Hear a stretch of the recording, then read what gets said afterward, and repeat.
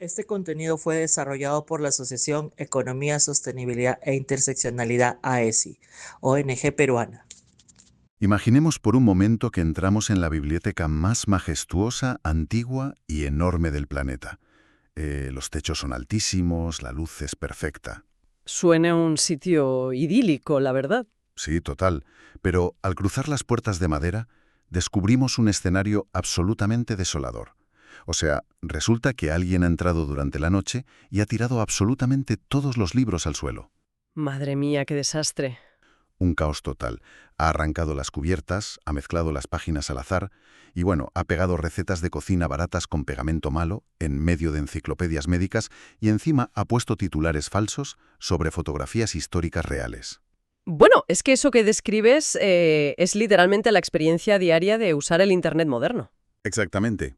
Y a pesar de este caos monumental, existe una falsa creencia casi universal de que, bueno, por saber teclear 4 palabras en una caja de búsqueda, ya somos expertos investigadores, como si tuviéramos el conocimiento de la humanidad a nuestros pies de forma mágica. Y nada más lejos de la realidad. Por eso hoy hacemos esta inversión a fondo, para desarmar un poco esa idea y buscar una brújula real. Eso es. Y además, nos vamos a centrar en un caso de estudio súper concreto. Hoy vamos a explorar cómo se aborda la búsqueda de información exclusivamente dentro del contexto de Perú. Exacto. Para encontrar esa brújula que decíamos, vamos a analizar un conjunto de documentos muy reveladores que provienen directamente del Estado peruano. Tenemos sobre la mesa materiales del Ministerio de Educación, el Minedu, que trabajan junto con marcos de la UNESCO. Estamos hablando de manuales oficiales, ¿verdad? Sí, sí, manuales oficiales de alfabetización mediática. También guías universitarias de un portal estatal que se llama Conectados.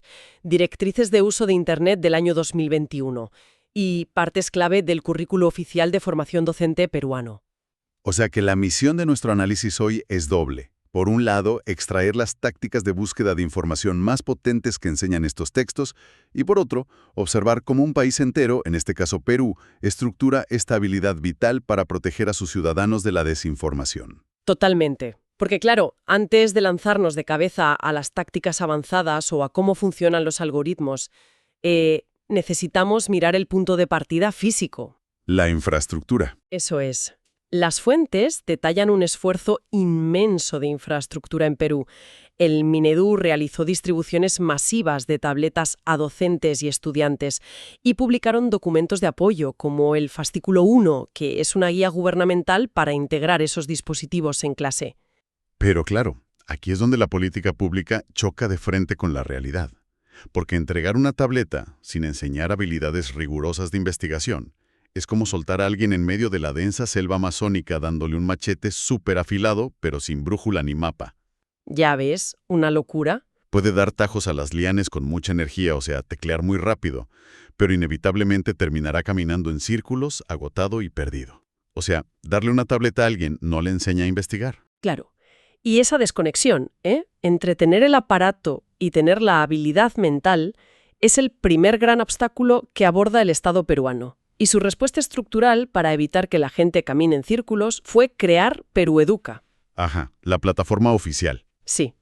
Esta plataforma alberga los materiales educativos digitales.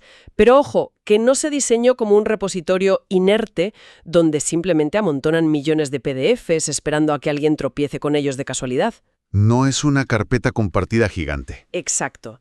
Es un buscador segmentado y estructurado. Está dirigido a docentes, a familias, a directivos, y el sistema obliga al usuario a definir parámetros desde el primer segundo. Te permite filtrar ese océano de datos por modalidad, por nivel educativo, grado, área de conocimiento. Es decir, la lección implícita que Perueduca transmite es que la información verdaderamente útil requiere categorización desde el primer clic. No vale con poner una palabra y darle a buscar. Totalmente. Y hay algo más. Lo que resulta fascinante al leer estas guías oficiales no es solo el diseño del software, sino el ecosistema de soporte humano que lo rodea. ¿Ah, sí? Esto me pareció una pasada. El gobierno no asume que la pantalla lo va a resolver todo. Han puesto correos electrónicos específicos de ayuda técnica y, lo que es más fuerte, ofrecen asistencia en vivo por videollamada usando plataformas como Teams. Es que imagínate el impacto de eso. Videollamadas oficiales para ayudar a un docente en la sierra peruana a encontrar el material que necesita.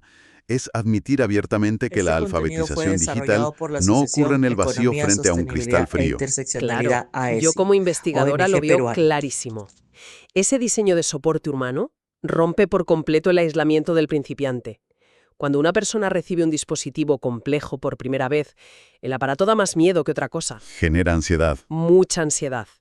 Por eso, tener a un mediador humano en vivo para navegar por el portal educativo construye un andamiaje emocional y técnico increíble. Es una política que reconoce que el microprocesador por sí solo no genera conocimiento.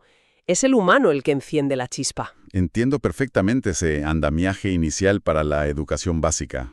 Tiene todo el sentido. Pero el desafío adquiere otra dimensión completamente distinta cuando damos el salto a la universidad, ¿no? Uy, ahí la cosa cambia, telita. Claro. Y aquí las guías del Mineduc, a través de su portal Conectados, se enfrentan a uno de los mitos más dañinos que tenemos hoy en día. El mito del nativo digital. Ay, el famoso nativo digital, sí. Es que la sociedad asume casi por defecto que un chaval de 18 años que sabe subir un vídeo corto a redes sociales en 3 segundos y que ha crecido con pantallas, pues ya domina la investigación de datos académicos. Y es un error garrafal. Los documentos peruanos que analizamos dejan claro que el gobierno ha tenido que redactar manuales de instrucciones súper explícitos para desmontar esa fantasía. Saber hacer scroll en una aplicación de entretenimiento no tiene nada que ver con saber validar si un paper científico es real o no. O sea, la transición de navegar por ocio a la rigurosidad científica impone una curva de aprendizaje casi vertical. Absolutamente. Y los folletos del portal Conectados abordan estos dilemas diarios de los estudiantes de primer año. Dedican páginas y páginas a explicar la diferencia enorme entre escribir algo en un buscador comercial y usar herramientas como Google Académico. Porque, claro, el buscador normal te muestra lo más popular o lo que tiene más clics. Exacto, o directamente lo que está patrocinado. Pero las versiones académicas rastrean redes de citas entre científicos, priorizan universidades validadas y exigen que haya un rigor editorial detrás de cada texto. Y fíjate, los manuales también entran de lleno en el debate de Wikipedia. Ah, el eterno dilema de si se puede usar Wikipedia en la universidad o no. Eso es. Y en lugar de aplicar una prohibición absoluta y decir simplemente que no se use, enseñan al estudiante cómo funciona por dentro. Les enseñan a auditar el historial de ediciones de un artículo para detectar si alguien ha manipulado el texto o ha hecho vandalismo intelectual. O sea, les enseñan a desconfiar y a verificar. Me parece brillante. Pero estas directrices van mucho más allá de Google, ¿no? El portal Conectados introduce herramientas que para muchos pueden sonar a chino al principio. Sí. Herramientas que son otro nivel. Se incluyen guías para entrar a Scopus, a Web of Science, bases de datos biomédicas como PubMed para los de medicina, e incluso recomiendan usar gestores de referencias. Hablan concretamente de Mendeley. Pero claro, decirle a un chico de 18 años, ¿tienes que usar Mendeley? Pues no sirve de nada si no le explicas cómo funciona. Exacto. Y por eso las guías desglosan el funcionamiento de una forma súper práctica. El currículo enseña que Mendeley funciona, en la práctica, como un bibliotecario digital privado. Qué buena analogía. Claro, en lugar de tener el escritorio del ordenador lleno de cientos de PDFs sueltos con nombres rarísimos que no entiendes, tú metes los documentos en esta herramienta y el programa lee los metadatos ocultos, sabe quién es el autor, el año, la institución y te organiza una biblioteca impecable. Y luego te genera las citas automáticamente. Te ahorra la vida, vamos. Y lo de Scopus, leí que lo presentan con un concepto muy curioso en las guías peruanas. Sí, lo enseñan bajo el concepto de un jardín vallado. A diferencia del Internet abierto, donde cualquiera puede publicar un texto y hacerlo parecer formal, en bases de datos como Scopus solo entran revistas que han pasado por auditorías implacables y revisiones ciegas de otros científicos. Es que el material del Estado peruano llega al nivel de incluir tutoriales paso a paso para que los estudiantes se creen su propio perfil de investigador. O sea, el salto cognitivo que buscan es bestial. Pasan de 0 a 100. Claro. Pasan de intentar que un niño de primaria no se pierda buscando matemáticas en una tableta a darle las llaves maestras a un universitario para que se siente a debatir en la mesa de la ciencia mundial. El objetivo es pura soberanía intelectual, dejar de ser un consumidor pasivo para ser un participante activo. Pero claro, tener esa llave del jardín vallado de Scopus no sirve de mucho si no dominas el lenguaje técnico. Tienes que saber cómo pedirle a la base de datos lo que necesitas. Y aquí es donde entramos en la anatomía de una búsqueda profesional, ¿verdad? Eso es. El currículum peruano de alfabetización informacional no deja la búsqueda a la intuición del usuario. Te enseña a prever cómo piensa el algoritmo. Y el primer Este paso, contenido antes fue de siquiera desarrollado tocar el por la teclado, Asociación es Economía, identificar palabras Sostenibilidad e clave, Interseccionalidad sinónimos y AESI, variaciones del tema. ONG Lo de peruana. las variaciones léxicas en estos manuales me parece un detalle técnico alucinante. Instruyen sobre el uso de truncamientos y lo que llaman caracteres comodín, como el símbolo del asterisco. Suena súper avanzado, a programación pura. Suena a programación, sí, pero es de una utilidad tremenda. Por ejemplo, imaginemos que buscamos sobre pedagogía. En vez de buscar a mano la palabra educación y luego en otra pestaña educativo y luego educadora, la guía te enseña a escribir la raíz educa y poner un asterisco al final. Y ya está. Y ya está. Ese asterisco actúa como una red de arrastre gigante que captura de golpe todas las terminaciones posibles. Es que te ahorra horas de trabajo mecánico. Totalmente. Y esa eficiencia se multiplica si le sumas los operadores lógicos o los operadores booleanos que también se enseñan. El manual peruano explica al detalle cómo usar los comandos y, o y no. Los famosos and, or y not. Esos mismos. Entender esto cambia por completo la cantidad y calidad de información que te devuelve la pantalla. Ya no lanzas palabras al vacío, sino que le dictas condiciones estrictas al buscador. Fíjate, a mí me ayuda mucho visualizar estos operadores usando la analogía de preparar un café. Imaginemos que usados un colador de papel súper fino. El Internet crudo es como una olla hirviendo donde alguien ha tirado kilos de granos de café sueltos y agua. Si bebes de ahí directamente, te ahogas. Exacto, tragas una mezcla imbebible. Pues el operador lógico y, combinado con el operador no, actúan como ese filtro de papel en el embudo. El comando y asegura que solo caigan a la taza las gotas de información donde los conceptos que buscamos están unidos. Es el conocimiento puro. Ajá, destilado. Eso es. Y por su parte, el operador no bloquea físicamente los pozos del café. O sea, rechaza la información irrelevante o la ambigüedad que arruinaría la investigación. Me encanta el ejemplo. Y fíjate que este dominio del filtrado técnico se complementa con algo más humano. La guía peruana insiste en que los estudiantes tienen que saber clasificar el origen del conocimiento. Tienen que diferenciar entre fuentes primarias, secundarias y terciarias. Es verdad, esa jerarquía es clave. Claro, enseñan que una fuente primaria es el dato puro, sin alterar.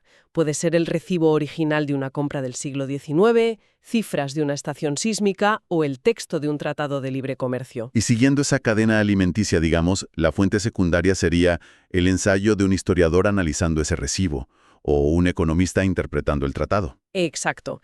Y la terciaria sería ya la enciclopedia o el índice que agrupa esos libros de economía. Darle a un ciudadano la capacidad de saber en qué nivel de interpretación se encuentra es entregarle un escudo antibalas contra la manipulación narrativa. Sin duda. Y, a ver, recapitulando, tenemos un arsenal impresionante sobre la mesa. Entendemos las plataformas estatales como Perueduca, sabemos de bases de datos rigurosas, conocemos los comodines, los filtros booleanos. Tenemos todas las herramientas. Exacto. Pero aquí viene el gran reto cognitivo. Tener herramientas súper sofisticadas no garantiza que el proyecto salga bien. Claro, darle un martillo de titanio a un aprendiz no le hace arquitecto. Exactamente. Si no tienes los planos, la casa se cae. Pues un estudiante peruano con acceso a todo esto sigue corriendo el riesgo de ahogarse si no cuenta con una metodología general. Y entonces, ¿cuál es esa estrategia maestra que unifica todos estos trucos en un plan de acción? Pues los documentos nos dan la respuesta. La arquitectura que da sentido a esto es el marco metodológico adoptado por el Mineduc, conocido como el marco Big Six. Big Six, sí. Que suena a agencia de inteligencia total. Sí, suena a película de espías. Pero en realidad es un sistema secuencial de 6 pasos para resolver problemas de información. Para entender su impacto en Perú, imaginemos a un universitario al que le piden investigar cómo el cambio climático afecta a la agricultura en las zonas altoandinas. El impulso natural de cualquiera es lanzarse al teclado de forma frenética y escribir cambio climático Andes patatas, a ver qué sale. Totalmente. Disparamos primero y preguntamos después.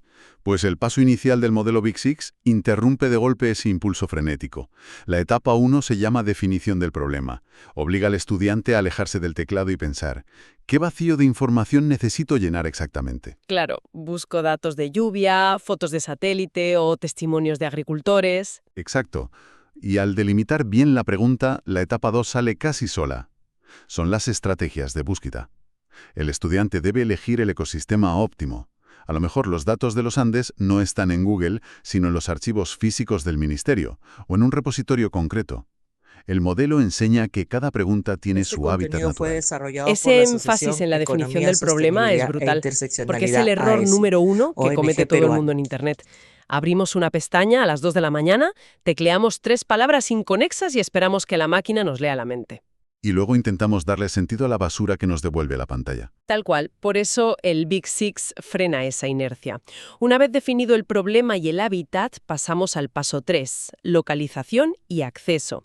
Aquí es donde nos metemos en la maleza. Desplegamos las tácticas, accedemos a repositorios como la base de datos agrícola, usamos el asterisco y aplicamos el operador no para excluir artículos de los Alpes europeos, quedándonos solo con los Andes.